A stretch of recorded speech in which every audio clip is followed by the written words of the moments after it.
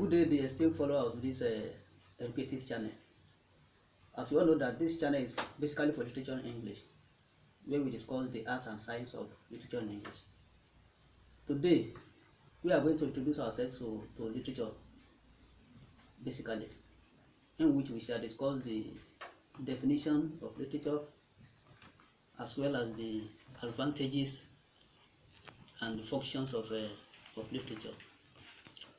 Now, if you are asked what literature is, what do you think is the meaning of literature? Literature is a work of art that makes use of creative ways and imaginative ways in presenting events. These events are presented as if they are happening in the real life. As you all know that at times when you are reading a literature text or you are watching a home video at home, you don't know when you'll be emotional, that you will be crying. So that time you are outside the text you are reading or the film you are watching. You're already feeling as if those things are really happening in the real life. So that's why some people define literature as a mirror of life. That is, it mirrors life. You know, when you hold a mirror, it reflects your image. That is what literature does. So it is defined as a mirror of life because it reflects exactly what happens in the real life. You can also say that literature is a work of art that presents events that are verisimilitude. What do we mean by verisimilitude? Is that it is lifelike. It is all geared towards the same meaning. That is, it presents events as if they are happening in the real life. That's simply the meaning of literature in English. Now, to the type of literature quickly. We have three main types of literature. We have drama or play, prose or novel, and poem or poetry. So we are still going to expatiate further on that later. We can now move to the advantages of literature in English. That is, what are the functions or the advantages we can derive from literature in English. The first advantage of literature is entertainment. Literature entertains. How does it entertain? When you hold a novel or a drama text, or you are watching an home video at home, because home video is also an offshoot of literature in English, because it is just a modernized staged play. So that's why we say that literature also entertains. When you are reading a literature text, you are entertaining yourself. When you are watching a home video at home, you are entertaining yourself. Those are one of the functions of literature. Another function is that it teaches moral or didactic. It teaches moral. How can literature teach moral? You know, we have characters that are created in our various literature texts. These characters are created to teach us moral lessons. We have good and bad characters. The two types of characters are teaching us moral lessons. Let's look at Chief Olaudah Amaka in Affairs of Corruption. We see him as an icon of corruption, as some other people like Ochiwole, Commissioner of Police, and some others there. At the end of the text, they were jailed. That tells us that it teaches that we have to be morally upright. So that's a didactic function of that is the didactic function of literature. Another one is that it makes somebody famous. It makes somebody famous. Look at some of our authors, like Professor Wole Soyinka, Chinua Achebe, Flora Nwapa, and some others like that. They are known throughout the world. It's just because of their works. Even you might not even have seen them before. When you go through their work, you know them. So that makes them famous. Another one is that it widens knowledge. Literature widens our horizon.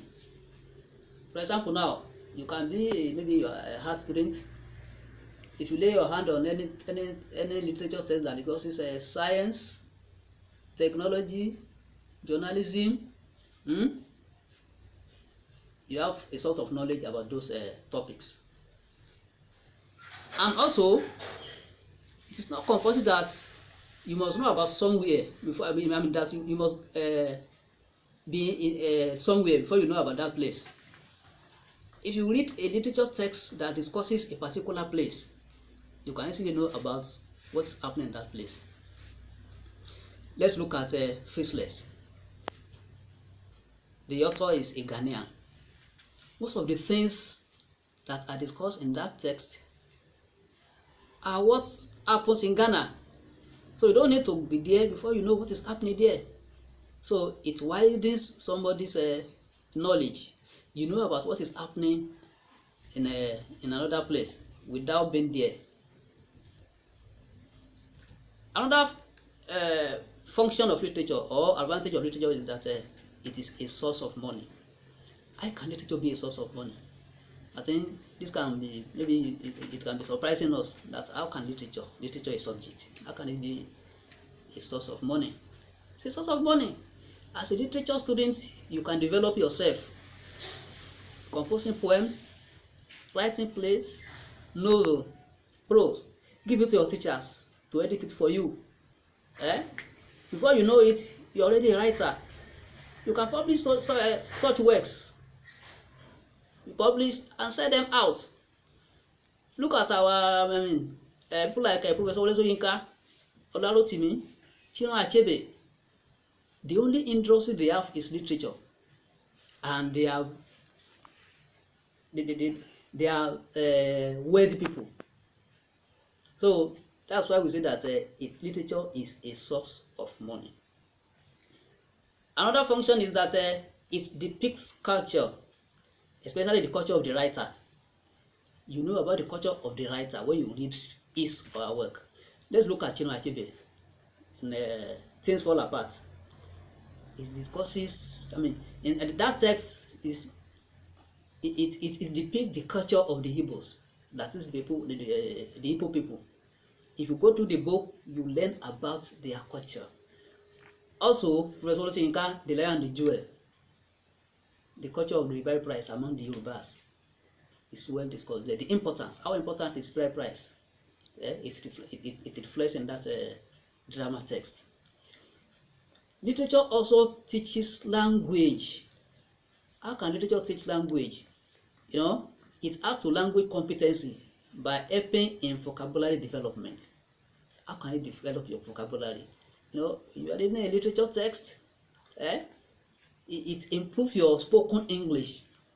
You learn about new vocabulary, some words that you've never met, that you don't know the meaning. By the time you check up the meaning in the dictionary, it is added to your vocabulary. So that's how it develops. That's how it teaches language. And literature also teaches fluency through our constant contact with words while reading the text. You become fluent. When you are reading, the continuous reading of literature text makes you to be fluent.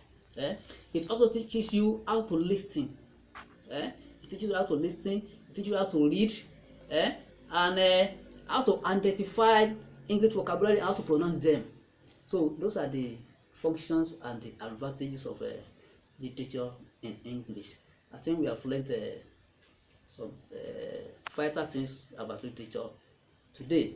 So we are able to define what literature is, and also the functions and the advantages of literature in English.